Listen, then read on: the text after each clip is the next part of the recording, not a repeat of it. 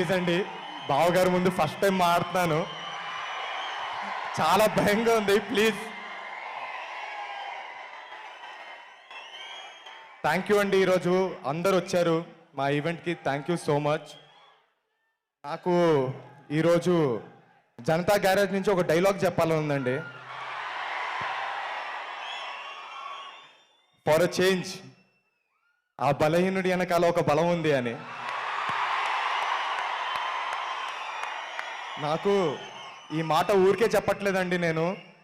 ఇందాక రామ్ చెప్పినట్టు, సంగీత్ చెప్పినట్టు, మేము మ్యాట్ సినిమా షూటింగ్ అయిపోయిందండి, ప్రమోషన్స్ చేస్తూ ఉన్నాం, కానీ ఎటువంటి బజ్ లేదు మార్కెట్లో. ఆ టైంలో బావగారు ఒక ట్రైలర్ లాంచ్ చేశారండి, కావాల్సినంత బజ్ వచ్చింది, మా సినిమాకి జనాలు వచ్చారు. ఆ తర్వాత మీకు తెలిసిందే, పెద్ద హిట్ అయింది. ఈరోజు మీ ముందు మ్యాట్ 2తో వచ్చాం. థ్యాంక్ యూ సో మచ్ బావా, మీకు ఎప్పటికీ రుణపడిపోయి ఉంటాం.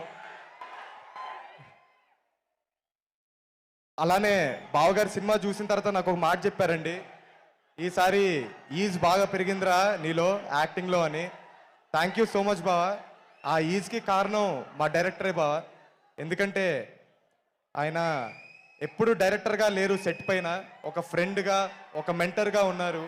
దాంతోపాటు ఒక వండర్ఫుల్ కో యాక్టర్స్ ఉన్నారు నా పక్కన, ఎప్పుడు ఫ్రెండ్స్గా.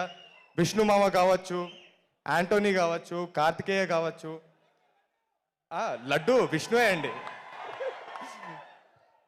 సత్యం రాజేష్ గారు, థ్యాంక్ యూ సో మచ్. అలానే